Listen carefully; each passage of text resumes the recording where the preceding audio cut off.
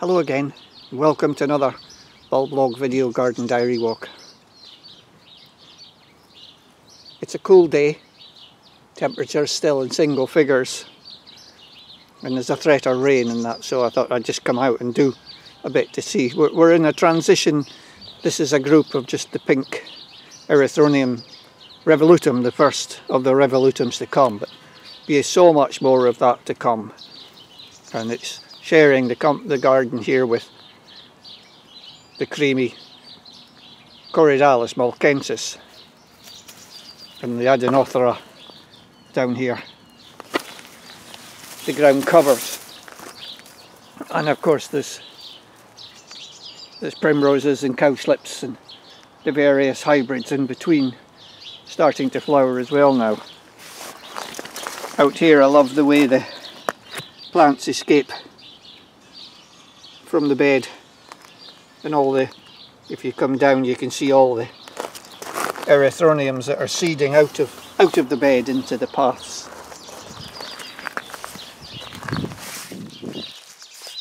We're also seeing there the start of the anemone ranunculoides.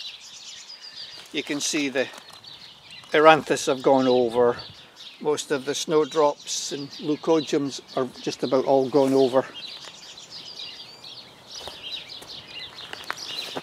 The few bigger daffodils we've got are coming out. We come here, there's just ever more. I really do love the way plants escape from the beds. So in the bed is behind the rocks, and all these out here are escaping out into the paths and the gravel. So they're all escapees, and we're happy to not only let it, but to even encourage it. So when the Corydalis seed around, you'll get a range of colour forms. You'll get the pale pink, deeper pinks, purpley pinks, quite good reds. And these are all the Corydalis solida, and the cream ones are, as I said, Corydalis malcensis. It's a nice purpley one, forming a bit of a clump there. So we'll wander around and look at a few other things, but I suppose it is the Corydalis season. There's more Corydalis in there. But I'm going to skip around a bit. I'll leave the tweeting sparrows to entertain you a bit here.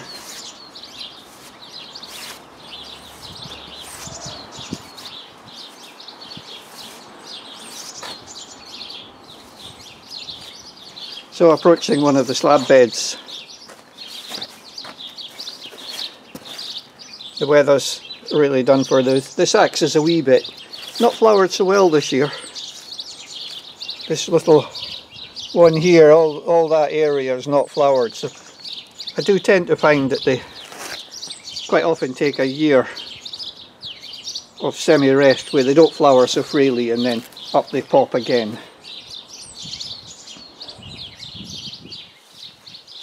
And the troughs are waking up, just starting to grow. One of the wee demonstration troughlets, been planted up now for, 2008 I think it was planted. So it's going on well. Up in this raised bed,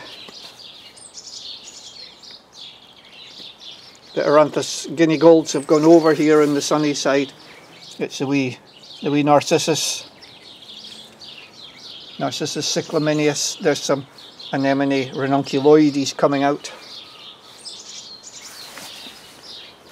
You can see orchids that have seeded in coming through here, and that's coming in with some of the other plants that will come and grow through the summer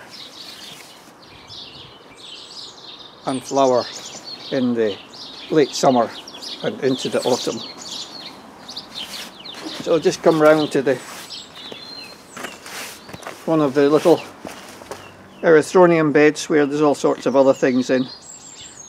Again, if you look at the path, it's getting more and more difficult to walk this path because of all this crocus. There's all sorts of things seeding down there. There's Corydalis. It's just a total seed bed. But I'm coming here to see these.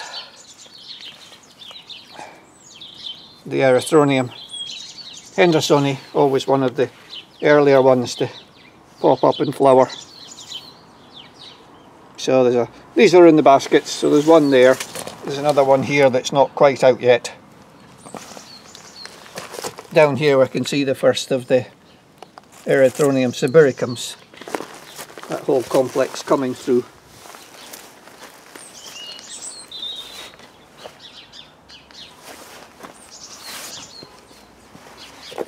The Erythronium beds, by this time next month they should be at their peak of flowering, but at the moment we've got early forms of Erythronium tuluminense. This is one of our earliest forms to flower, and you may notice it in other spots in the garden. It always flowers much earlier. There's another form here that's not in flower yet, and then there's other forms over here. All the straight species, but just different clones flowering at different times. And again, the Erythronium bed is not exclusively for the Erythroniums. Well, that's its primary function. There's plenty of room to accommodate the other plants, the Corydalis that want to seed around. There's some dense canis that have been out for a while and starting to go over.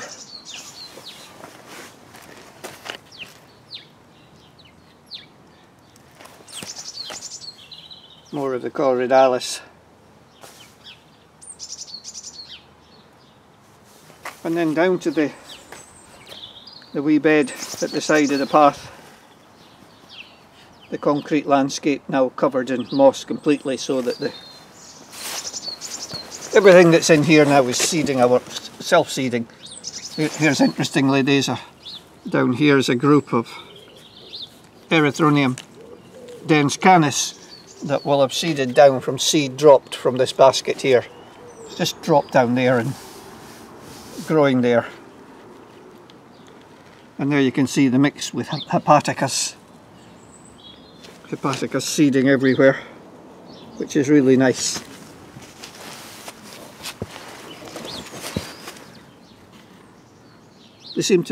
Plants seem to love seeding into the moss. It's something that many try and avoid and eradicate, but it is nature's beautiful propagating material for keeping moisture and looking after the seeds. And as you can see, the Corydalis are really spreading about there with different colours of the hepaticus.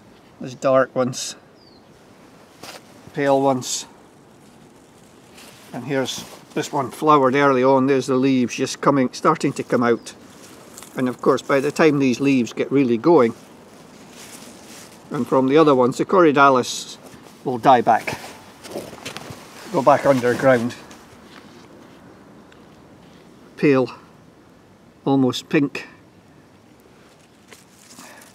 Here's another hepatica, and there we have it. This is semi-repeated on the other side, but not with moss-covered concrete, but with bits of granite. But again, I've got planted out seedling hepaticas here.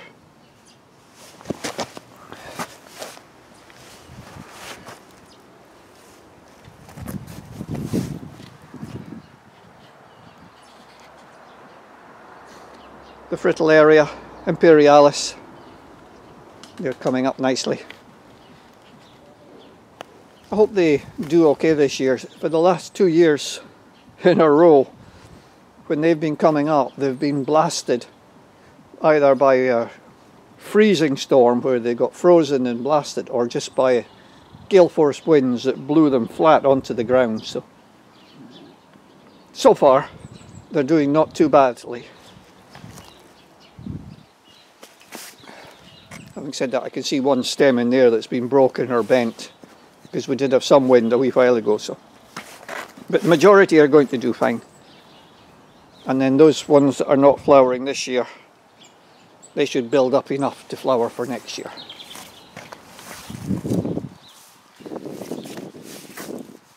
So just as we go, we can see so much. It doesn't seem like more than, well, certainly not much more than a month ago when all we saw here was ground. There was very little. And now it's just a green jungle. Very few areas where you can see the ground. This is a new area for planting, because I don't know if you can see the old stump over there. There's an old stump just over there. That was where we had a big rhododendron that died out. It's kind of opened this area here a bit more, so through this dicentra ground cover I'll plant more of the bulbs. You can see more of that Erythronium tuluminense scattered about through here. Everywhere the wee blue bulbs seed around.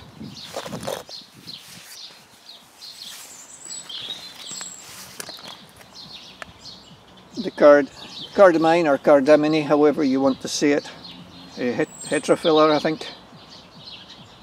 It's a great plant. It really will tolerate shade. It's easy to propagate by just pulling bits of the rhizome off when it goes dormant and sticking them into the ground. It's a super plant.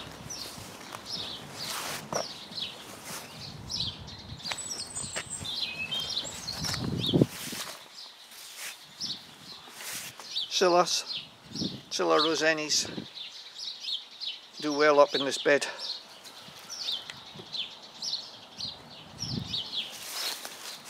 And down there I see more. I've been planting out more of the hepatica seedlings. Those are there and there, looking very similar in colour, but all slightly different. More of that Corydalis malcensis and Erythroniums. All these have seeded in, they've been put in by seed. If I come down you'll see them seeding into the edge of the path and out into the path. We come up this shaded side of the border.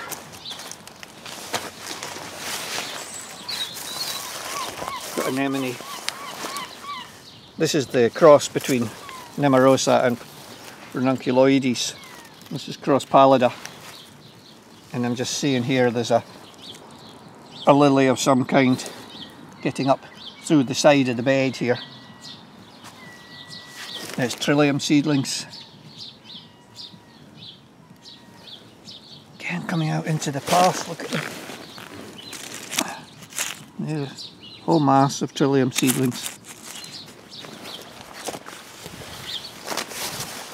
And then over here, just spotted these wonderful stems rising up. Aracema. Line it up with your the viewfinder. Aracema nepenthoide. There's one there. There's another one there. There may be more to come up.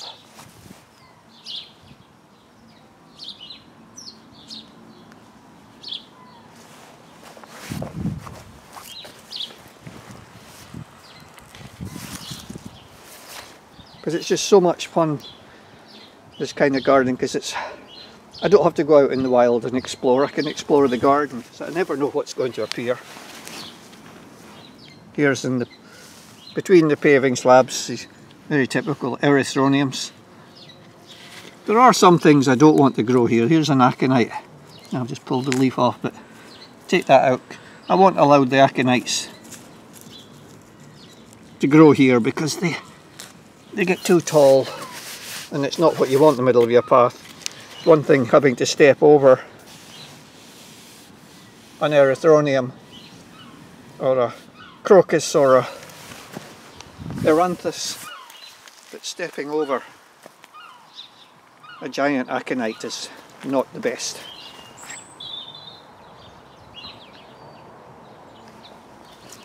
So we'll just move round, and again lots more trilliums.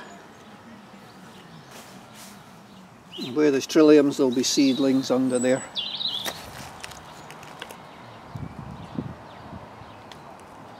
But just this lovely greenery.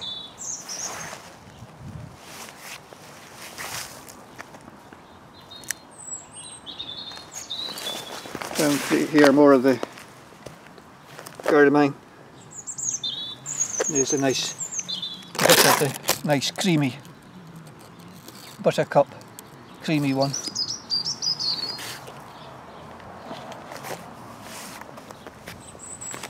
There's a nice little bit here with some nice colour, an Erythronium revolutum with some Erythronium tuluminense, growing very happily along with the Dicentra, not the Dicentra, Corydalis here. The Dicentras just come past that.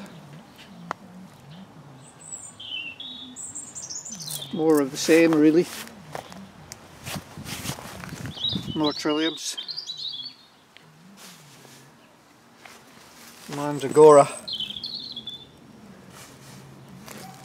And right in there in the shade, well, there's lilies and a pale form of Erythronium revolutum flowering right in under a rhododendron.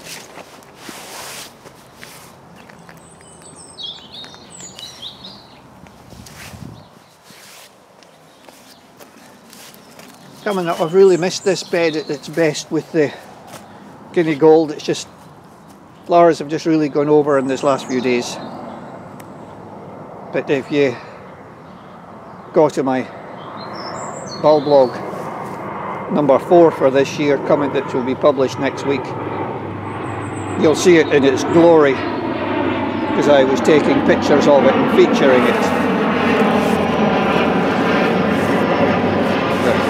Allow the aeroplane to head over.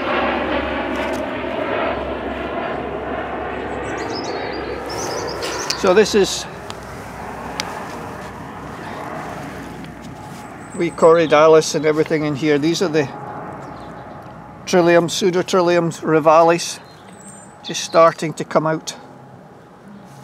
But I'll look at them again when they're more out. Here's a little trillium. This is a Hibbersoni.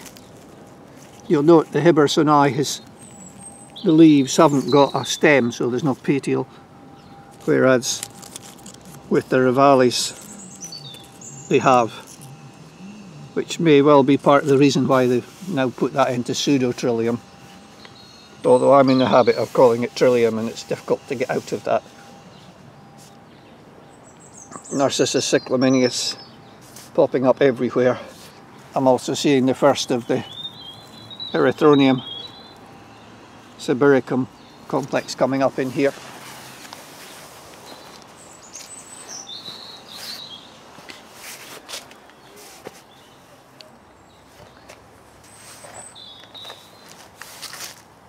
So much.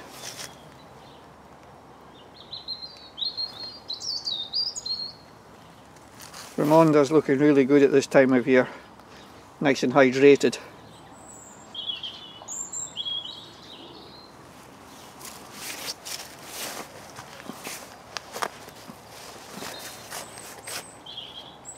Down there you'll see more of the cardamom growing right in the shade under the rhododendron. So it really is a good plant to spread and push into those areas that not all plants will be happy to grow in.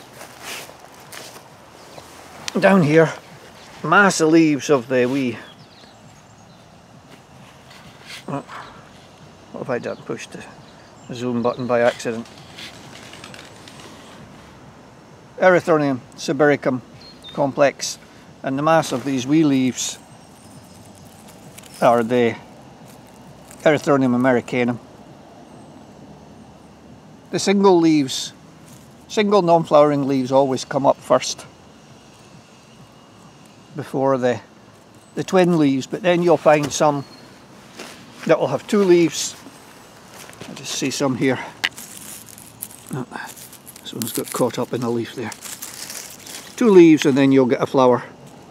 So there's a flower bud, but we'll come to them. Here's more Trillium rivalis in here, and more of the Erythronium Sibiricum complex. Getting well chewed here.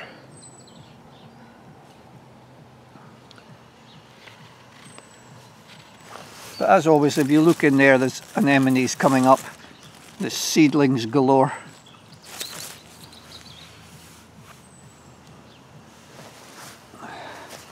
The buds of the rhododendron, Dendrocaris, showing colour. More Corydalis.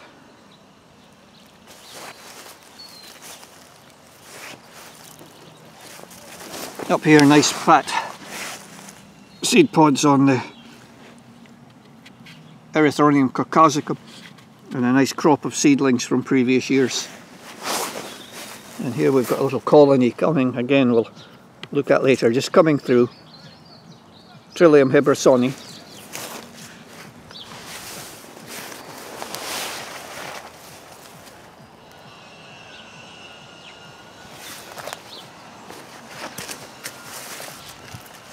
And then if we come down to the face of this wall, Primula marginata, great wall plant, great primula, perfectly hardy. Down here there's a wee Trillium rivali, and there's seedlings, and of course these have cascaded down from the parent plants that are up there into the wall, which I've been encouraging to get these Trillium rivalis growing as crevice plants, if you think of it. You know, they're growing in these gaps in the wall, putting their little rhizomes and roots going back in. So there's all sorts of these nice purpley spotted ones, there's pale ones, and there's some very deep pink ones as well. So all along there's a seedling in there, and there's a little pair of flowers, and in front of it down here, along with a wee viola seedling, there's a cluster of the Trillium seedlings. Come around here, here's another flowers there, not quite open, but if you look down on the next step down the wall, growing in the detritus and humus being formed by the pine drop, a whole batch of seedlings. And then the great Primula marginatas again.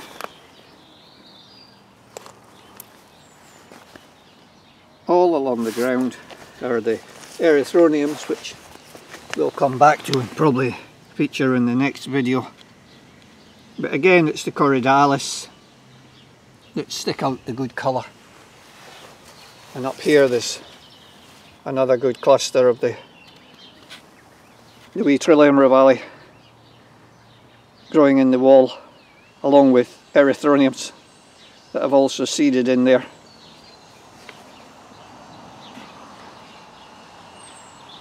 Narcissus cyclaminius above. And I suppose this is probably about as good a place as there is to stop with this lovely scene of Narcissus, the wee Trillium and the Primula marginata, all growing on the wall under a little pine tree. So thanks for being with me again, and I'll have another walk in a few weeks' time, or within the next month anyway, when I'm pretty certain it'll be the Erythroniums that are featuring heavily then. So thanks for staying with me. Happy gardening. Hope your spring is kind to you and your garden. Bye for now.